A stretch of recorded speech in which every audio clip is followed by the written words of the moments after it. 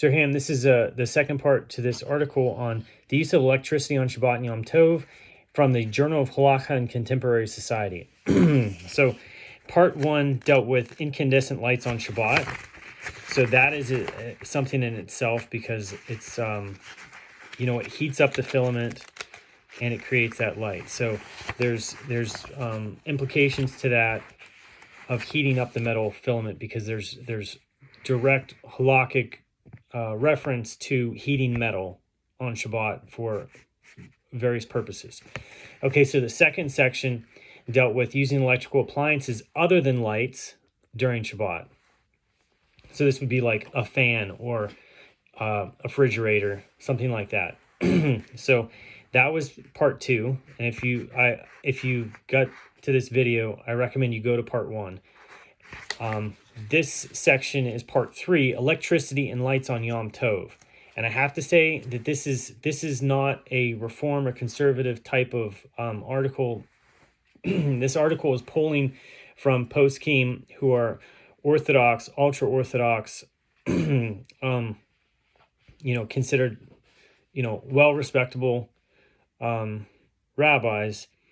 So this isn't some kind of reform thing we're going through here. Even though you may not be hearing arguments the way that you would expect them to go, like, oh, this is just like one, there's a prohibition to turn on a light on Shabbat. No, it's not that simple. So that's what this whole big article is all about. It's not that simple. It's actually extremely complicated, and we really don't have a precedent for some of this stuff.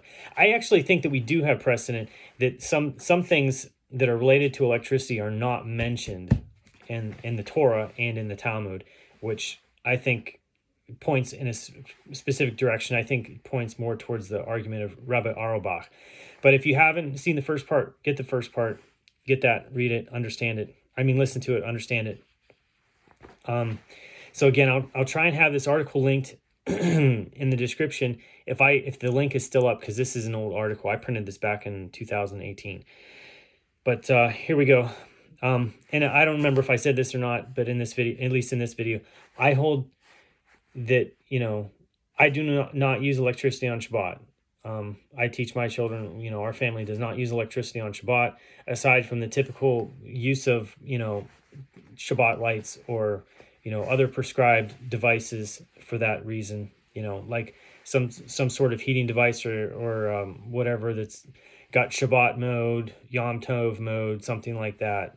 Aside from that, it's not being used. Okay.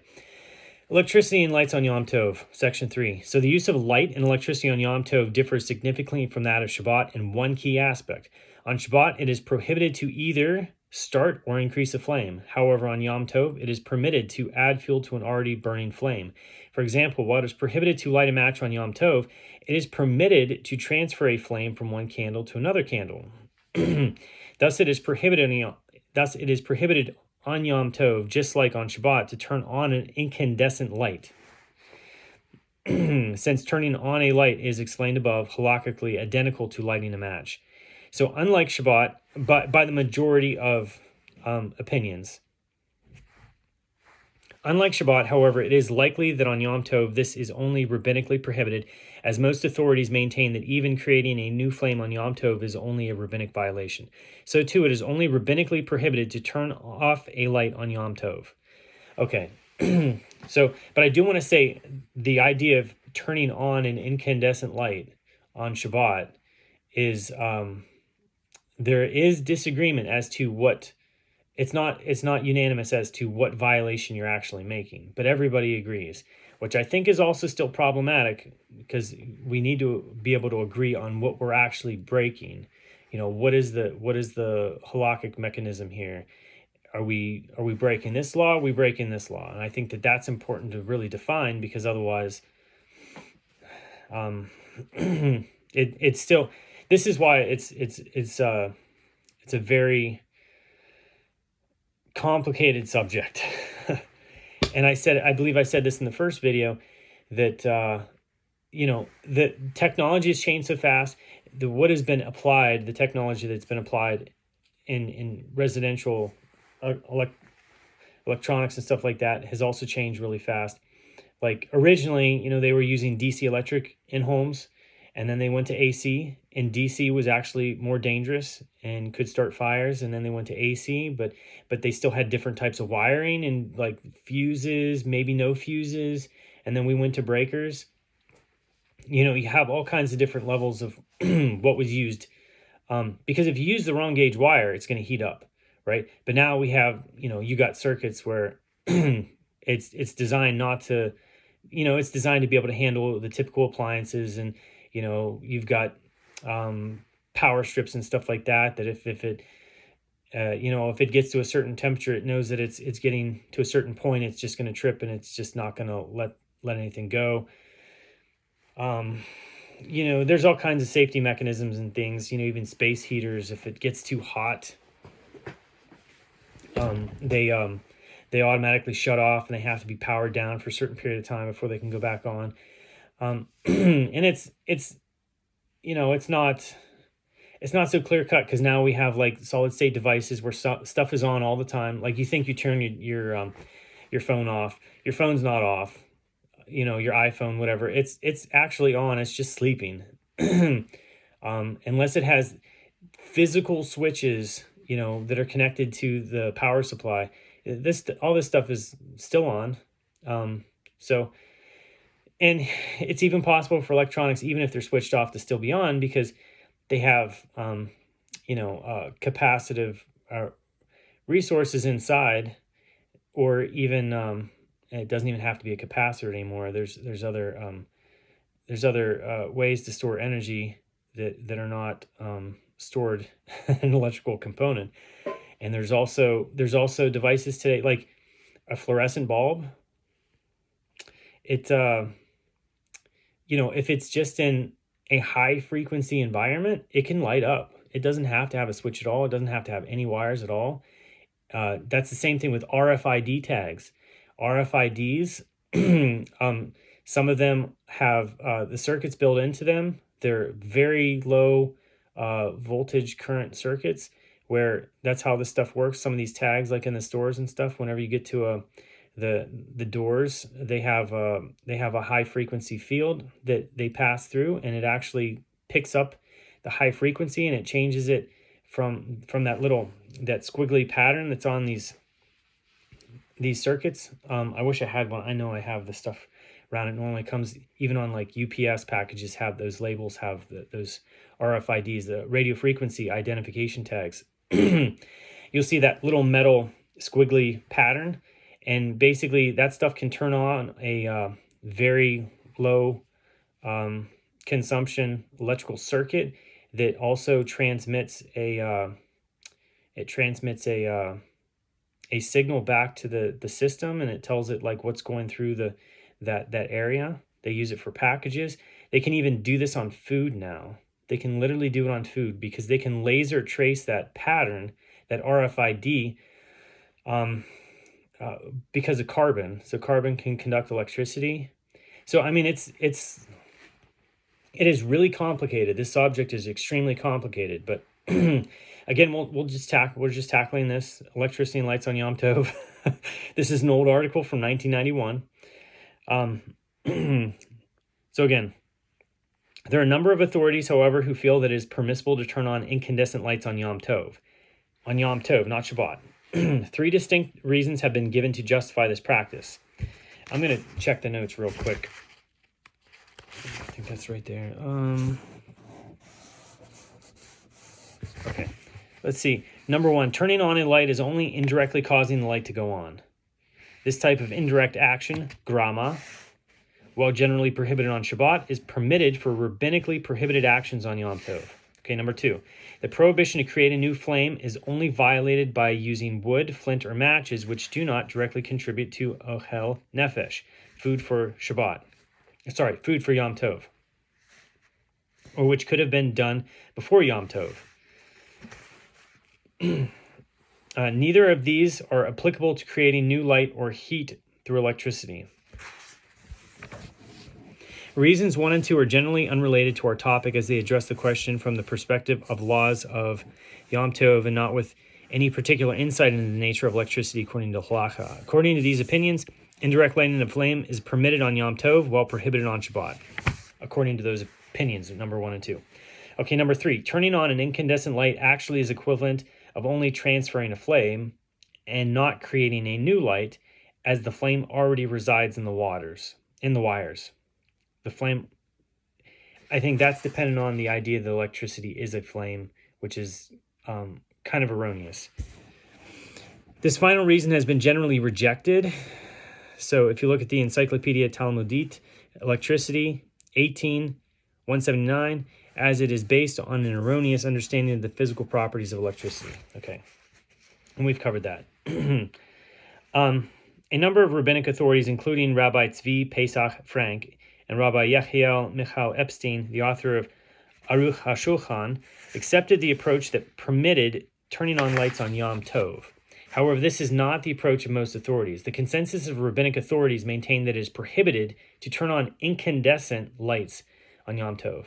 After summarizing all those authorities who discussed this issue, concluding that it is prohibited to turn on lights during Yom Tov, Rabbi Ovadia Yosef states, since there are those who permit the lighting of electric lights on Yom Tov, one should not strongly rebuke people who turn on lights on Yom Tov, specifically since many congregations in the diaspora have this tradition with the approbation of the rabbis. Nonetheless, it is proper to explain to such people in a mild voice that most rabbinic authorities are strict about this matter, and the law follows the majority.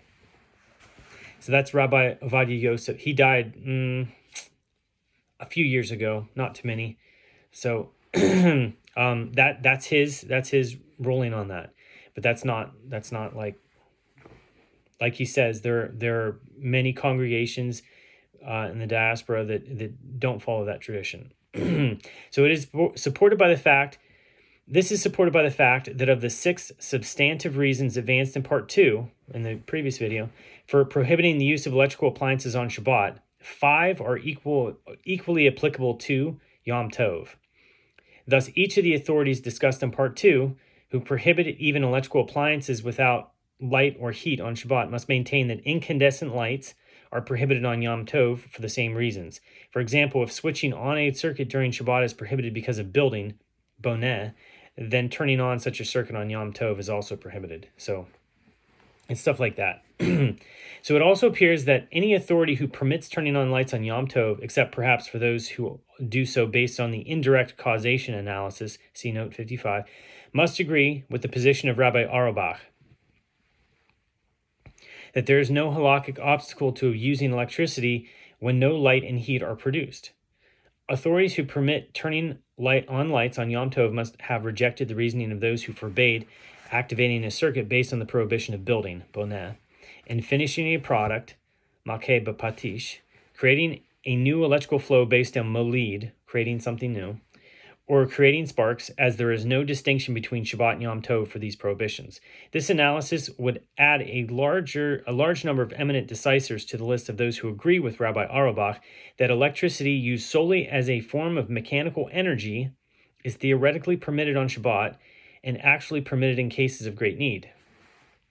Summary. 2 distinct approaches have been taken to the use of electricity on Yom Tov. Most authorities maintain, and it is the accepted practice of observant Jews to treat Yom Tov like Shabbat and not to turn on lights or use electrical appliances on Yom Tov. A minority opinion in the practice of some observant Jews allows turning on lights and perhaps other appliances also on Yom Tov. All agree that it is prohibited to turn lights off on Yom Tov. Okay, section 4, the use of refrigerators, telephones, radios, or televisions in generating static electricity on Shabbat and Yom Tov. Okay, the previous sections explain the rules concerning the use of electricity on Shabbat. And I have to say this argument about telephones is actually, some of that doesn't apply today because we don't have the telephones that they had a long time ago, that the way they operated with picking it up off the receiver and it turns the unit on, and we have stuff that's all digital now. We don't have operators that are plugging stuff in at the telephone station and connecting people with, it doesn't happen that way anymore. So The previous sections explain the rules concerning the use of electricity on Shabbat and Yom Tov. This section summarizes the halachic discussion concerning 4 common appliances: refrigerators, telephones, radios, and televisions, as well as the question of generating static electricity on Shabbat. Since this section will integrate the rules developed into the general framework of the laws of Shabbat, 4 Shabbat rules will be used throughout the section. They are Malacha she'ena zericha legufa, an action not intended for its result. This occurs when one does a prohibited action on Shabbat, not intending to commit the action prohibited by halacha. For example, pouring water on a field to dispose of the water rather than to irrigate the field is a malacha she'ena zericha legufa. This is normally a rabbinic violation.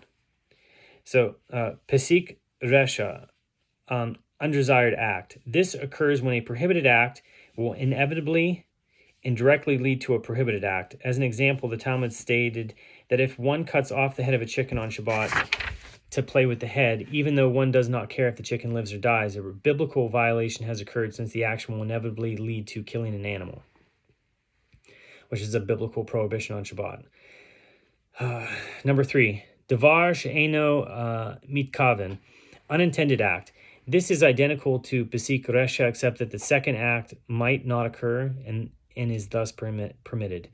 And number 4, pesik resha delo nichale, undesired act with no benefit. This is a pesik resha where the second act, even though it must occur, will provide no benefit to the person causing it. Most authorities maintain this is a rabbinic violation. Some maintain it is permitted. Okay. So, the first subsection, refrigerators. Opening of a refrigerator door on Shabbat has been the topic of vigorous debate in past decades. Opening the refrigerator door allows warm air to enter, thus causing a drop in temperature, which causes the motor to go on sooner. If one accepts that turning the motor on during Shabbat is prohibited, then it would appear that opening the refrigerator door on Shabbat when the motor is not already running is prohibited. Indeed, many prominent rabbinic decisors have adopted this position. However, many authorities assert that one is permitted to open a refrigerator even when the motor is off. I think that this is pretty silly because it really depends.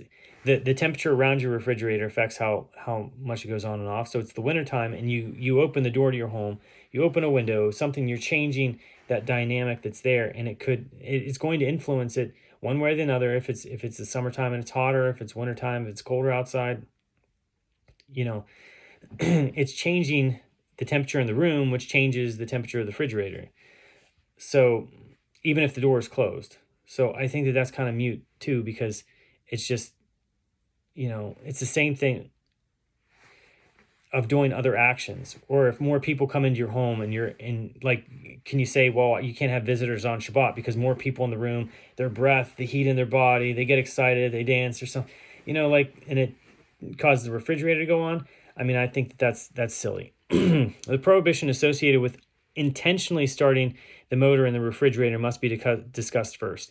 It is possible that no prohibition exists at all, as explained above. Rabbi Auerbach asserts that no prohibition is violated when initiated an electric current if there is no heating element. Thus, Rabbi Auerbach contends that no Shabbat violation occurs when one causes a motor to run, which in turn causes a gas to vaporize and thereby cools down the refrigerator. Moreover, Rabbi Auerbach writes that even the Chazon Ish, who delivered that completion of an electric circuit constitutes a forbidden act of building, boneh, would concede that no violation occurs when one causes the motor to start prematurely by opening the door. Rabbi Auerbach maintains that the Chazon Ish limits the biblical prohibition of building to placing the plug in the socket. So he's saying that the Chazon Ish is only saying that you're building when you plug it into the wall. And that's his opinion. That's not so, however, causing the motor to start earlier cannot be considered building for 2 reasons. First, an act cannot be defined as building if that act will occur later naturally. So turning on an appliance could only be defined as building because human intervention is required to stop this action. However, the refrigerator's motor will go off automatically shortly after it has begun to work. Second, the reasoning of the Chazon Ish is based on bringing the appliance from death to life. However, by allowing hot air to enter, one has not caused any change in the operation of the refrigerator. The refrigerator is operational before opening the door. Once the temperature reaches a certain degree, the motor will start. Hence, Rabbi Auerbach states that even the Chazon Ish would concede that causing the motor to start early cannot be considered building. Accordingly, all agree that no biblical prohibition is violated by causing the motor to run prematurely. A rabbinic prohibition, though, is violated by starting a current, according to the Beit Yitzchak, by starting a current. So therefore, possibly one violates, at most, rabbinic prohibition in causing the motor to run. Rabbi Auerbach and others maintain that a number of factors are present in this case so as to render this rabbinic prohibition inapplicable. First, by opening the door, one does not directly cause the motor to run, since there is a thermostat that serves as an intermediate regulator. Indirect actions are generally prohibited. Intermediate actions are generally permitted only in cases of great monetary loss. But Rabbi Auerbach rules that rabbinic prohibitions performed in an indirect fashion are permitted even absent potential monetary loss. Since one does not intend to cause the motor to go on, this action is an unintentional side effect, davar she'eino mekaven, and therefore it's permitted. Moreover, Rabbi Auerbach argues by way of what is this Latin phrase? Reductio ad absurdum. If one rules stringently and prohibits opening the refrigerator door lest it cause the motor to run prematurely, then it should also be forbidden to open the windows or curtains or bring in hot foods in close proximity to the refrigerator, since these actions, he points out, will also cause the motor to run earlier than it would have otherwise. Like if you opened the curtains and the sun's shining on the refrigerator, that would be the case, or anything that's going to change it in the room. Like if you had like a whole bunch of guests over and the room obviously gets hotter because you have more bodies in there. Rabbi Yaakov Brecht objects to this reasoning and rules that indirectly causing prohibited actions cannot be permitted on a regular basis. Rabbi Auerbach counters that only when one intends the resultant action to occur is it prohibited if performed regularly. Common practice among observant Jews in America appears to accept those authorities who allow the opening of the refrigerator door even if the motor is not running. Telephones. And this is kind of outdated here, but 5 different aspects of using the telephone are relevant from a halachic perspective. Lifting the receiver, dialing, because back then you had right? Talking, holding the receiver, and returning the receiver to its place. So lifting the receiver involves a number of possible problems. Most significant, it closes an electric circuit, thereby causing a current flow. If one adopts the position of the Chazon Ish, one has violated a biblical prohibition. Rabbi Shmelkis would assert that a rabbinic prohibition has been transgressed. Additionally, in some but not many telephone systems, a light goes on when a person lifts a phone off the hook. Rabbi Levi Yitzchak Halpern, Ma'aseh Hoshev 160, advances the argument that causing the dial tone to work violates the rabbinic prohibition of making a noise be heard. Hashma'at kol. This seems incorrect, however, as that sound is not audible to any other person, and in fact, most authorities who discuss telephones do not mention the noise made by the dial tone as a halachic problem. Yeah, that's such a that's like the person picking up the phone, that dial tone that you hear. With our phones today, I don't even know if that's a common thing. It definitely isn't for a cell phone.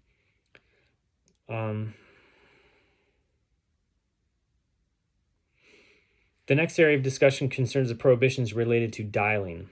Again, circuits are completed, bringing about a biblical prohibition according to the Chazon Ish, a rabbinic prohibition according to Rabbi Shmelkis, and possibly no prohibition according to Rabbi Auerbach.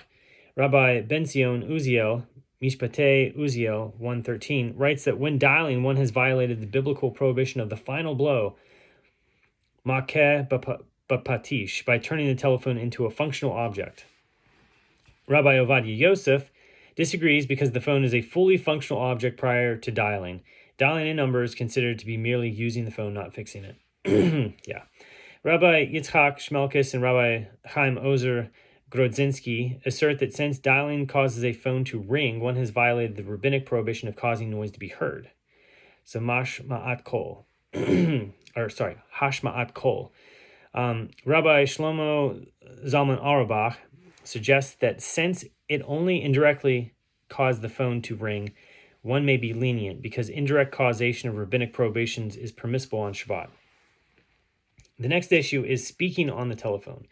Rabbi Yitzchak Shmelkis, the Beit Yitzchak, states that one violates the rabbinic prohibition of causing a noise to be heard, hashma'at kol, since one's voice is heard elsewhere due to the telephone.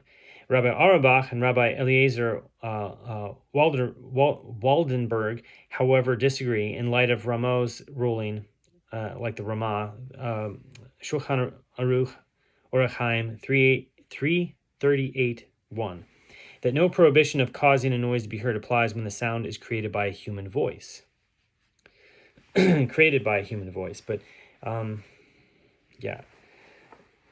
I'm not sure if that actually applies because then it becomes digital, but anyway, or electrical. Talking on the telephone causes an increase in the current used. Whether increasing current usage is prohibited on Shabbat is a major halachic issue. Rabbi Auerbach maintains that there are no halachic prohibitions associated with causing an increase or decrease in current in appliances without a heating element or glowing filament. Upon close examination, Rabbi Auerbach appears to be correct, even according to those who typically disagree with him. For example, while the Chazon Ish states that completion of a circuit constitutes an act of building, once a circuit has been completed, one does not build anything by increasing current. Similarly, Rabbi Shmelchus, who states that creating a current violates rabbinic prohibition to create something new, probably would concede that one may increase current, right? Because it's already done, right? So the paradigmatic example he uses of creating something new is the prohibition to create a new scent in a garment. However, it is permitted, according to many halachic authorities, to increase the intensity of a fragrance in a garment once a scent already exists, because the prohibition is limited to creating a new scent. Okay, those who believe that turning on an appliance violated the prohibition of the final blow, ma'keh ba'patish, would limit this assertion to turning on the appliance and not increasing the current. After the appliance has been turned on, it has been rendered into a usable item, and no further prohibition of the final blow is violated when increasing current. Finally, even if one views the creation of sparks as a halachic problem, no such problem exists when increasing current, because an increase in current does not lead to increased creation of sparks. I do want to point out that increasing current only applies with direct current, because AC current is always going to be a fluctuating thing. So in cases like that, there's a change in there could be a change in frequency or a change in amplitude, but it's going at a frequency that I don't know. I mean, I think that argument is pretty weak anyway. But anyway, whether one is permitted to increase current has many halachic ramifications. A few examples are adjustment of, not to turn on or off, a hearing aid, speaking directly to someone wearing a hearing aid, going up on an automatic elevator. I'm not sure what that is referring to, and riding an escalator. Oh, okay, because if it's loading down the motor, so the motor is going to have more consumption of electricity. The consensus of rabbinic opinion appears to side with Rabbi Auerbach on this matter. So he's the one that's lenient on electricity. I think he's pretty fair in his assertion of electricity. So the last set of problems that arises from the use of a telephone on Shabbat are hanging up.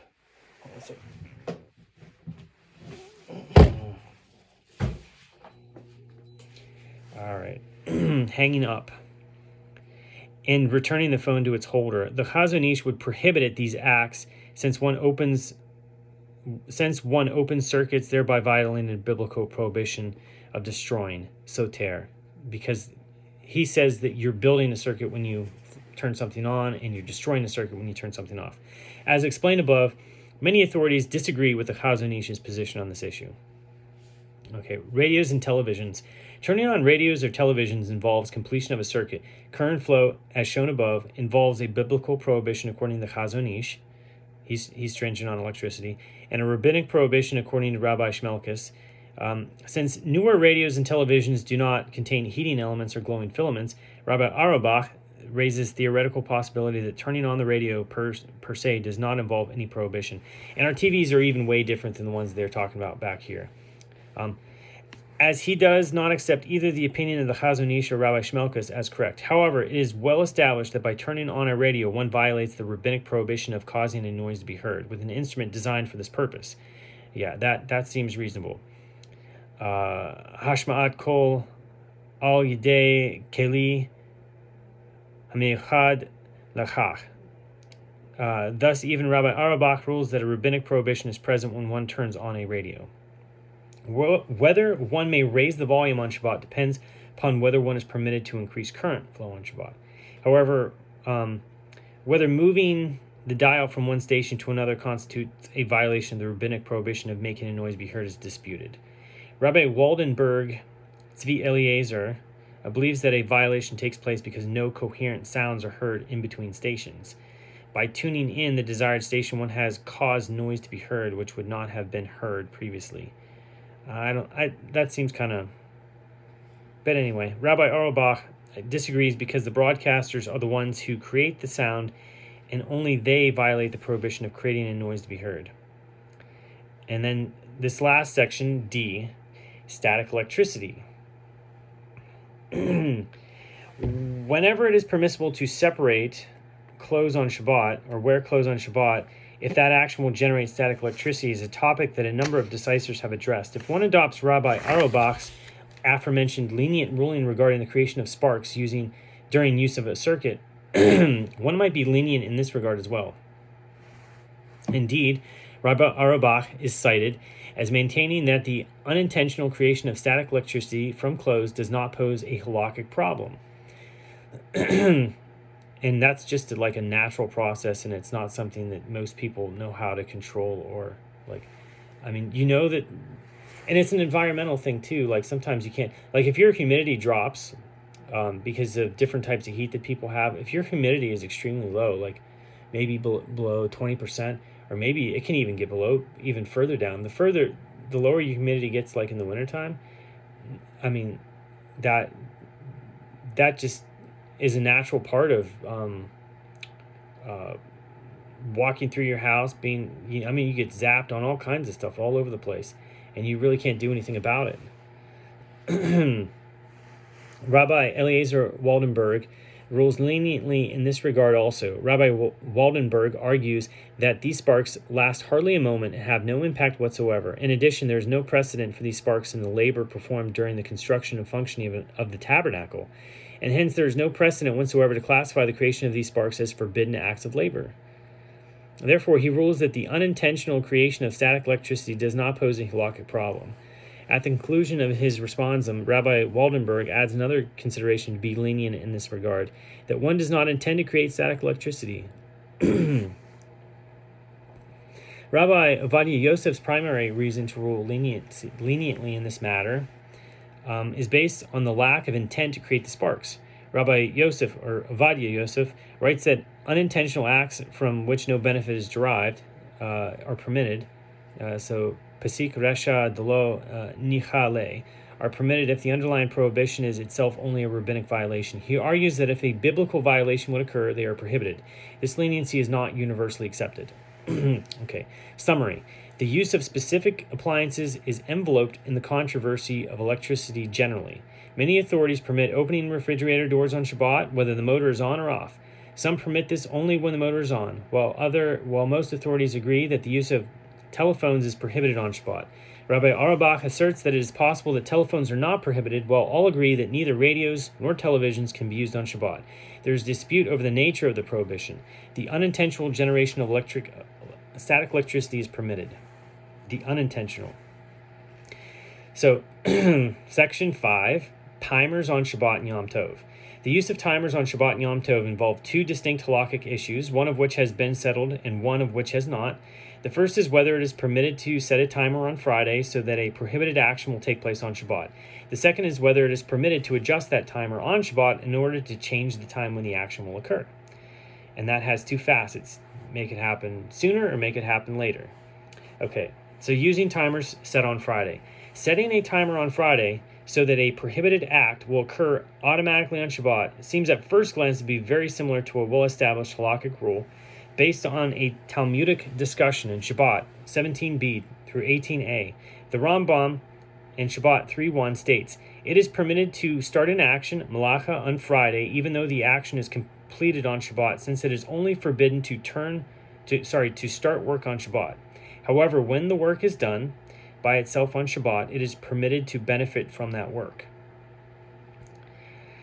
So too, the Shulchan Aruch, Orach Chaim 252.1 states, "It is permitted to start an action on Friday, near darkness, even though the work cannot be completed on Friday and can only be finished on Shabbat. It is permitted." Two exceptions to this rule were established. The Talmud, Shabbat 47b, two exceptions, states that one may not place a dish of water around a flame, which is emitting sparks, on Friday, lest one shift the water on Shabbat and thus extinguish the flame. More relevantly, the Talmud in Shabbat 18a quotes the name of Rava that it is prohibited to add wheat. Prohibited to add wheat on Friday to a water mill that runs automatically on Shabbat, since the mill produces a large amount of noise, and this noise denigrates Shabbat, zaluta de Shabbat. Furthermore, people will say that the owner of the mill is running it on Shabbat. The Ramah, Orach Chaim 252.5. Rav Yosef, Rav Yosef is quoted in the Talmud as disagreeing with Rava and permitted any action done prior to Shabbat, even if it creates a large amount of noise. So they're saying that even if you have this mill, you can add, if you're adding wheat or grain to this water mill that runs all the time, so that you know that that's going to happen over Shabbat. It's going to happen automatically. They're saying that it's not a problem that the mill is operating, but that the mill's noisy. So if the mill's not noisy, then it seems that everybody would agree that is permissible, even if you know that grain is going to be processed on Shabbat. Okay. Rishonim disagree as to which opinion, Rava's or Rav Yosef's, is accepted as normative by halacha. So that's interesting. Rabbeinu Tam, Rambam, and Rif all accept the opinion of Rav Yosef, and that was that that is permitted. Rav Yosef is quoted in the Talmud as disagreeing with Rava and permitted any action done prior to Shabbat, even if it creates a large amount of noise. Okay, that's the Rabbeinu Tam, Rambam, and Rif all accept that opinion. On the other hand, Rabbeinu Hananiel, the Rosh, Samag, and Samak all appear to accept Rava's approach, that you can process the wheat, but it's prohibited because it makes too much noise. But that's also interesting because, like, sometimes, like, a water mill might be down in a valley or something, like in a gully, and that kind of negates the sound. So I don't know. That's interesting. You know, Rabbi Karo in the Shulchan Aruch, so Yosef Karo, states that it is permitted to place wheat in a self-grinding mill on Friday. Orach Chaim 252.5. Rabbi Eislerles, so the Ramah, however, adds, "There are those authorities who prohibited placing wheat in the mill on Friday. We, the Ashkenazic Jewry, should worry about the prohibition of creating sound. This is the proper approach ad initio." I don't know. In cases of financial loss, it is permitted to be lenient. So, like, you're going to have, like, let's say, maybe if there was some kind of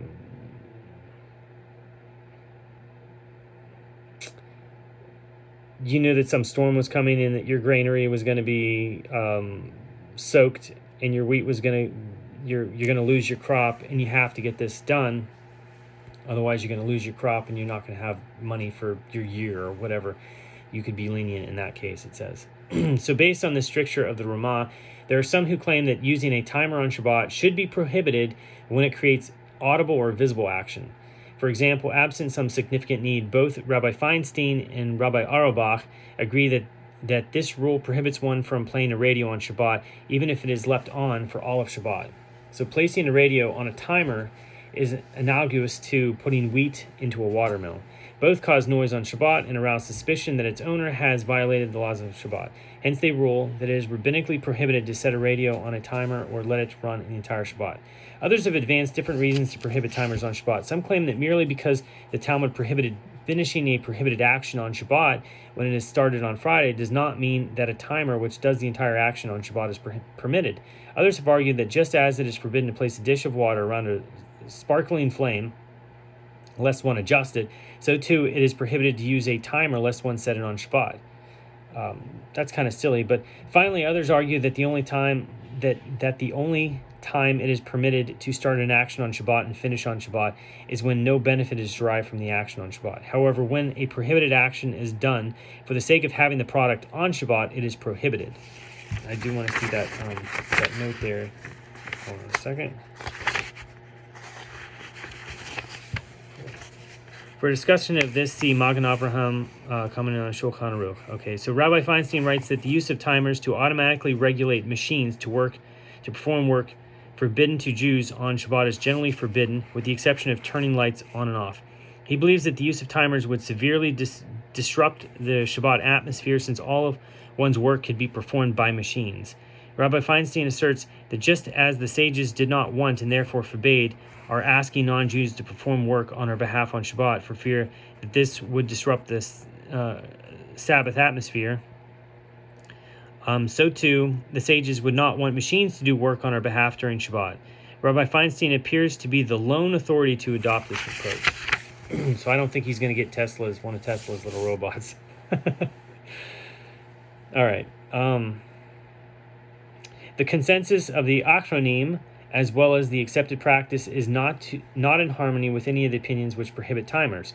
As the Encyclopedia Talmudit article Electricity 18679 states, many of the Achronim permit one to set a Shabbat clock on Friday, and this is the common practice. Even those who prohibit creating a sound permit the use of timers, since all know that these timers are set before Shabbat.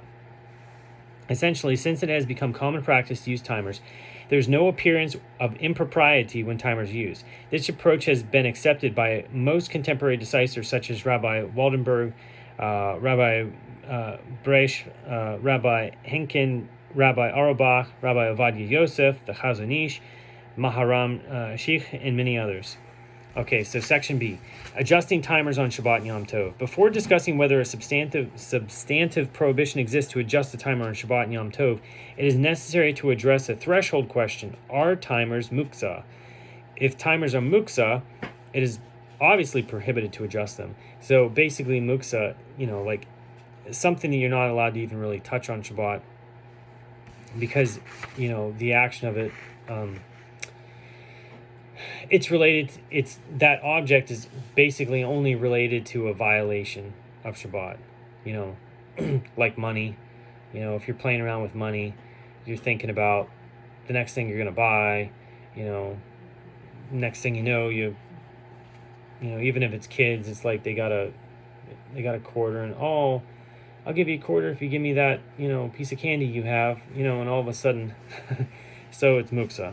Right. In a brief and cryptic responsum, Rabbi Moshe Feinstein asserts without explanation that one may not adjust the timer during Shabbat and Yom Tov because the timer is muksa. So other decisors have offered reasons for this assertion. Rabbi Benjamin Silber states that a timer is muksa due to concern for monetary loss.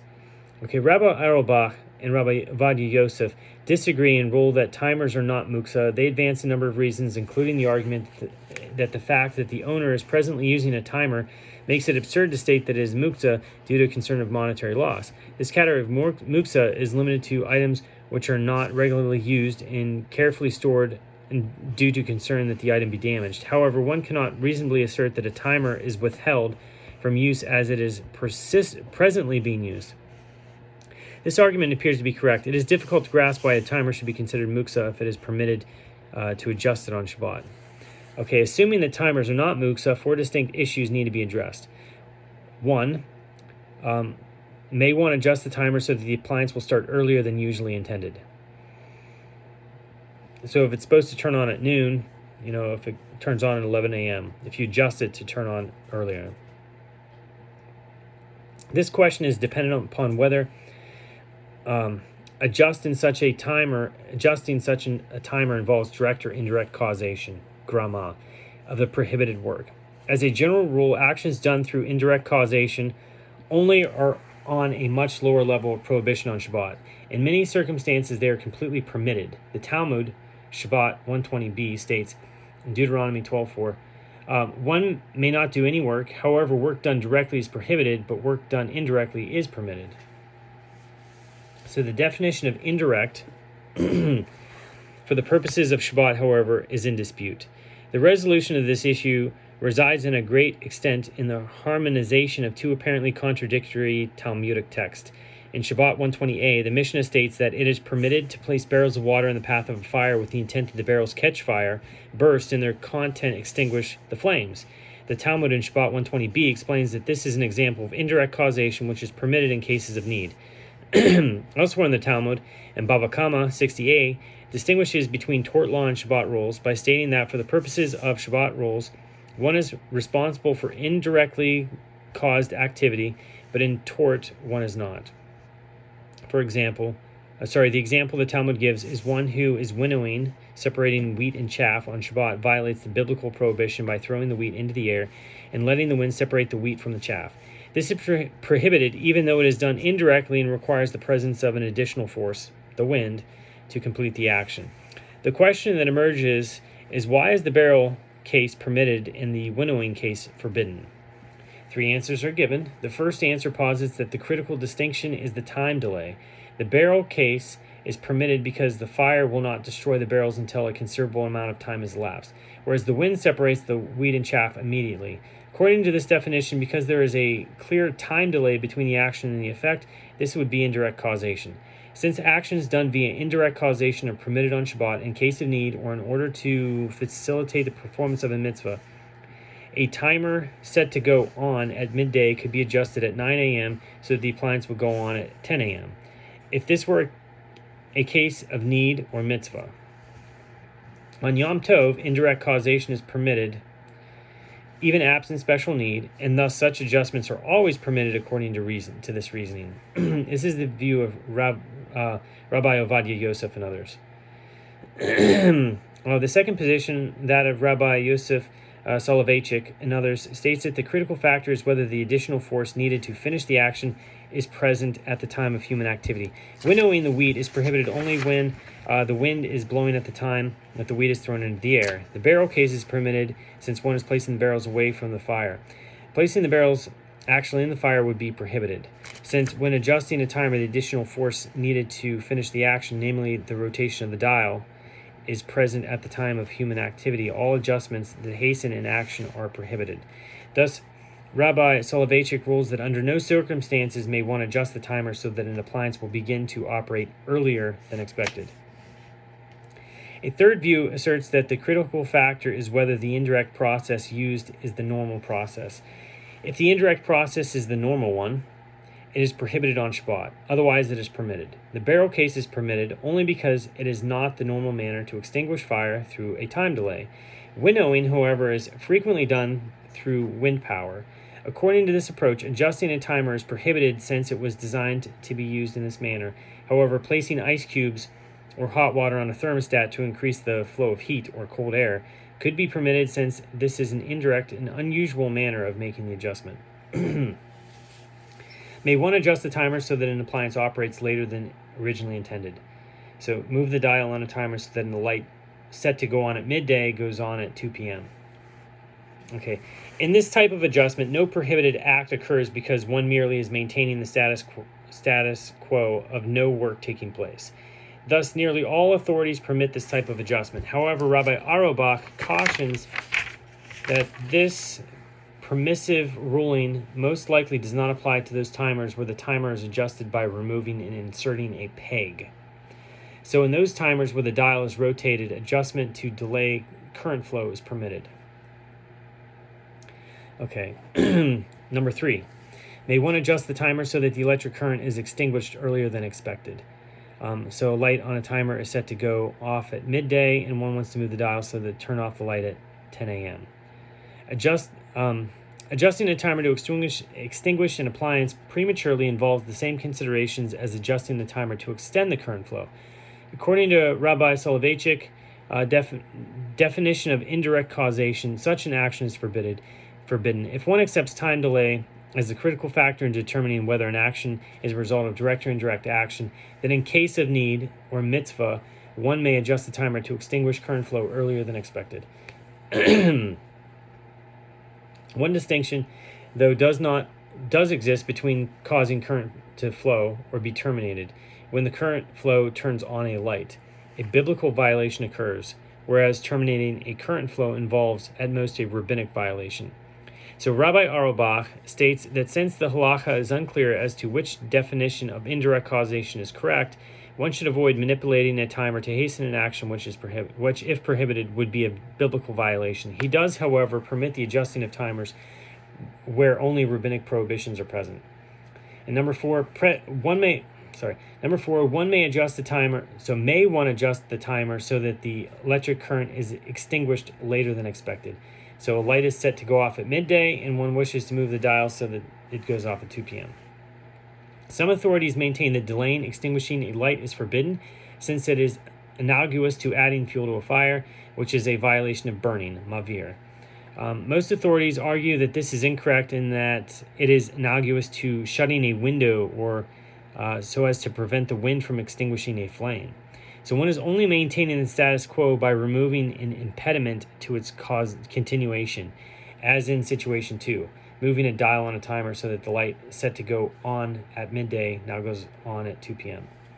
Summary. While initially a subject of some controversy, it has now become accepted that one may use a timer set on Friday to control all appliances. The issue of adjusting timers on Shabbat has yet to be settled. Some authorities prohibit any adjustment of a timer on the grounds that it is muksa.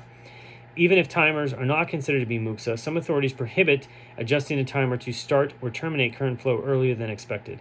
Other authorities accept a different understanding of causation. They permit this. Adjusting a timer to delay the onset of current flow appears not to violate any Shabbat prohibition other than muksa, according to most authorities. The conclusion. The use of electricity on Shabbat and Yom Tov is a relatively new and exceedingly complex area of halacha, and it is every day it gets more complex. The variety of positions taken by the decisors is broad, and these differences are extremely relevant to the conduct of observant Jews. It is the near unanimous opinion that the use of incandescent lights on Shabbat is biblically prohibited. Incandescent, not fluorescent, LEDs, right?